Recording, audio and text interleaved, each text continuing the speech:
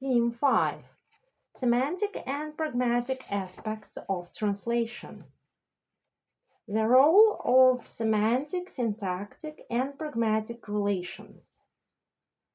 Semiotics, the science investigating the general properties of science systems, distinguishes the following types of relations: semantic, sign to object; syntactic, sign to sign; and pragmatic, sign to man.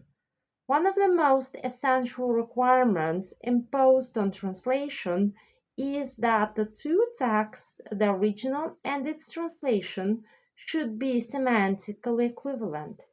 In other words, they should be characterized by equivalent sets of relationships between the linguistic science and the denotates reference. The goal of translation is to produce the text bearing the same relation to the extralinguistic situation as the original one.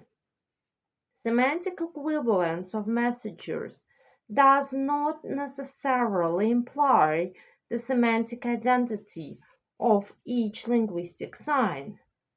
Semantically equivalent utterances include not only those made up of semantically identical signs, for instance, he lives in Paris, on живет в Париже, but also utterances comprising different sets of signs, which in their totality add up to the same type of relationship to the extralinguistic world and denote the same extralinguistic situation. Wet paint, осторожно окрашено. Semantic relations affect translation both in the initial stage of analysis and in producing the target language text. As distinct from semantic relations, syntactic relations are important only at the stage of analysis, since relations between linguistic signs are essential for their semantic interpretation. To compare Bill hit John and John hit Bill. Bart, although they may be occasionally preserved in translation, the translator does not set himself this goal.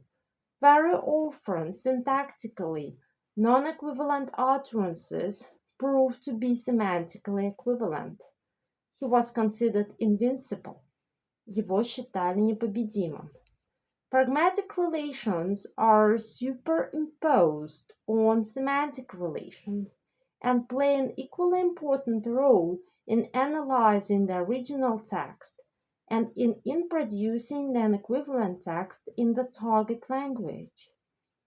Semantically equivalent messages do not necessarily mean the same thing to the source and target language receivers, and therefore are not necessarily pragmatically equivalent.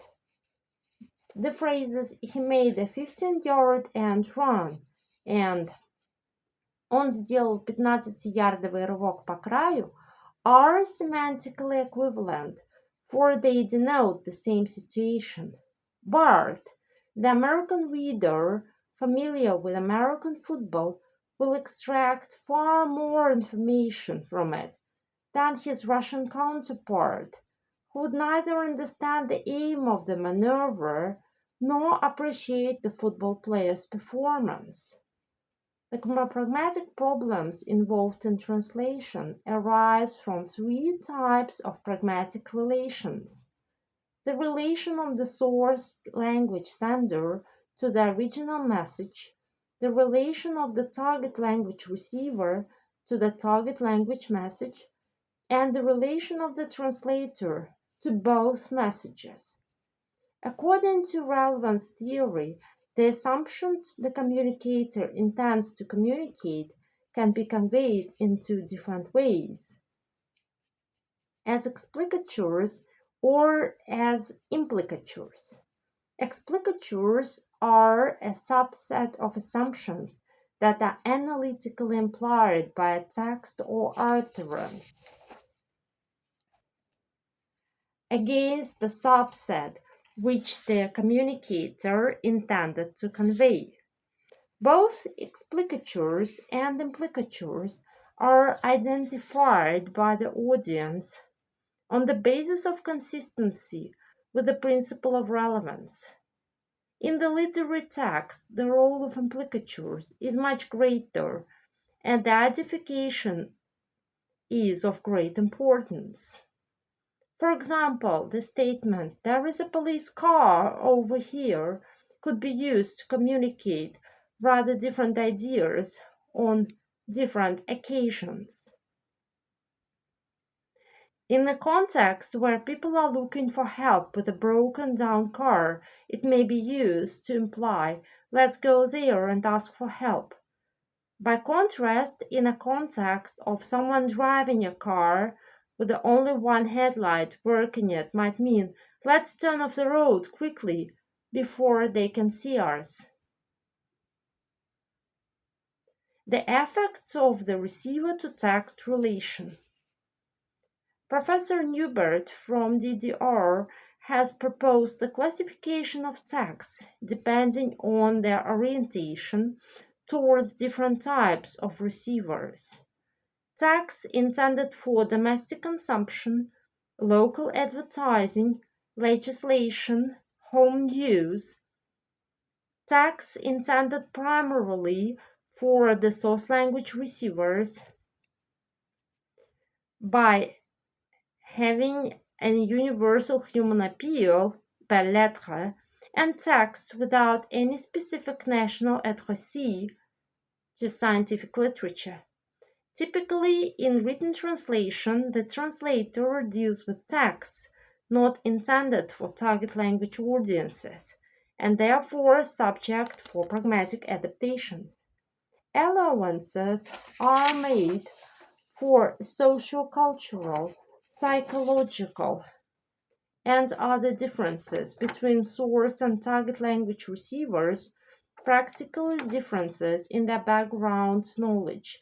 According to Nieder, Snow White was translated into one of the African languages as "white as the feathers of a white heron." Pragmatic factors may affect the scope of semantic information conveyed in translation. Differences in background knowledge, call it addition or deletion of some information. For example, part of the nuclear station in Cumberland has been closed down. Часть атомной электростанции в графстве Камберленд была закрыта. Как сообщает журнал Newsweek, according to Newsweek. Some cultural realia may be translated by their functional analogues. For example, "Жандарм американского империализма, a watchdog of US imperialism", from a story about the 7th US Fleet. Literary text is especially rich in culturally loaded words, and to translate them adequately, a translator must know the culture of the people speaking the source language. But this is not enough to create a text adequate to the source, because in order to do it, the translator should be endowed with a talent similar to the source language text author. Allowance should be made for the receiver's professional status and his familiarity with the subject. In texts intended for specialists, source culture realia are more frequently rendered by transcription or transliteration, while in text for the layman, explanatory or descriptive translation is preferred.